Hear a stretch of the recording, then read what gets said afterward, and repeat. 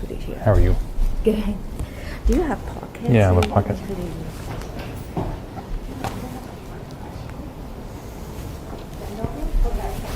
The signals are going to be shared, and also the question and answers is going to be shared by the media corps over here.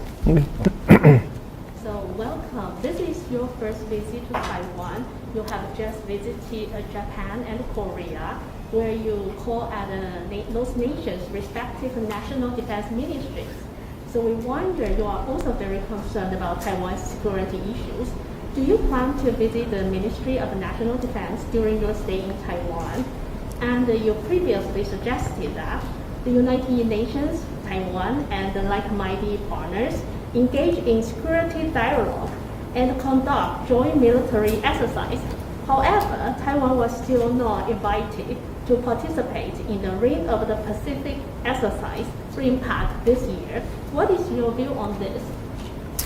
So first off, it's great to be here in Taiwan. I want to compliment the citizens of Taiwan for their unbelievable economy that they built, their commitment to freedom. I've had the opportunity to go to South Korea, I've had the opportunity to go to Japan, and now here. And I'm meeting with trade representatives, foreign policy leaders, different political leaders, and military leaders. And I'll be doing the exact same thing here. I think we all realize when we watch what Putin did in Ukraine that the world has changed. We all have to put ourselves in a position that we can make sure we defend the freedom we all believe in.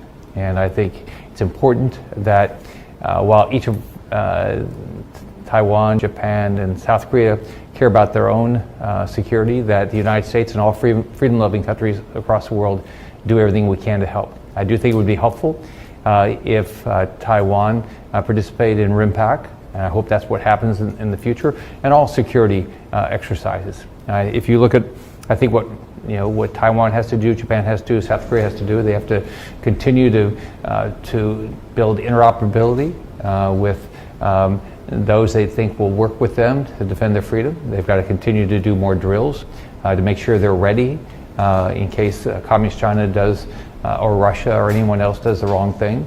So I'm going to do everything I can to be helpful. Thank you very much. The second question will be about the financial sanctions. In March, you introduced a bill that will authorize the U.S. president to impose financial sanctions on China should Beijing invade or blockade Taiwan. But looking at Russia, sanctions have had a certain effect on that country, but some people think have failed to deter the aggressive actions, and instead they have pushed Russia and China even closer together. So do you still believe the financial sanctions will have a deterrent effect on China? Absolutely. I've proposed bills to eliminate the ambiguity, to make sure everybody realizes, and I believe, that America will always come to defend the freedom of Taiwan. I also believe that if Communist China decides to take aggressive action against Taiwan, there ought to be know upfront exactly what's going to happen to them with the sanctions. If you look at sanctions do work. You look at Cuba, you look at Venezuela, you look at Iran, you look at North Korea, you look at Russia. Why are they complaining about sanctions? Because they do work. Do they work overnight? Are they able to be the complete deterrence? If they were, then Russia wouldn't be into Ukraine right now. But they do work, or these countries wouldn't be complaining about them. Okay, thank you so much. And the third question is about trade. You will be meeting virtually with Deputy Trade Representative Yang Zhenni. And what will your discussion focus on?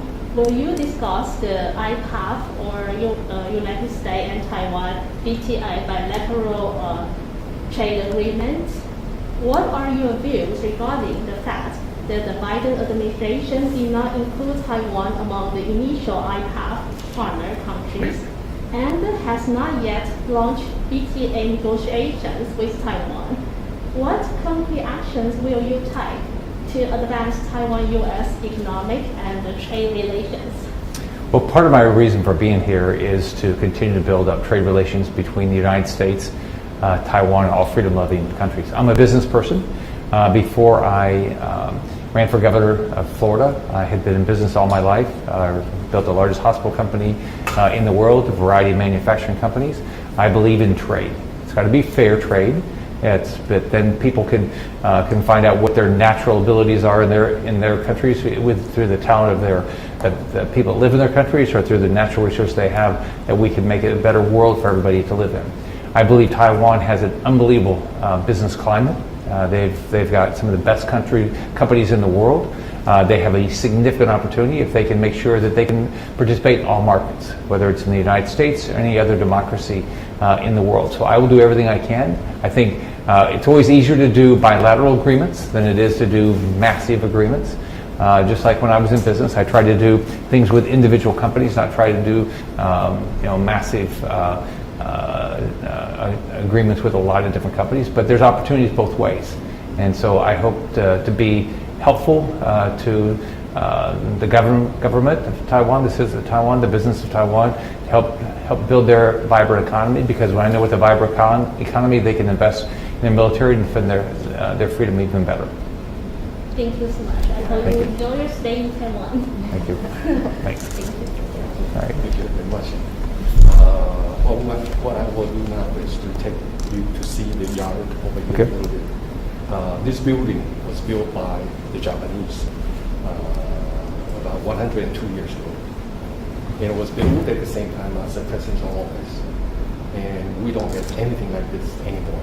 So this is a national treasure, or a historical treasure that we have. 102 years ago. That's great. And we are managing, the Ministry of Foreign Affairs is managing this place. It's called Taipei Guest House. And normally it's not open. But for some very special and very nice guests. You're very nice. That's why we call it Taipei Guest House. And That's we great. open it for you. Oh, thank you very much. Wish my wife had come. I tried to talk her into it. It is a spectacular building, and Ministry of Foreign Affairs renovated it a few years ago, right? Oh, is that right? So that's all new building.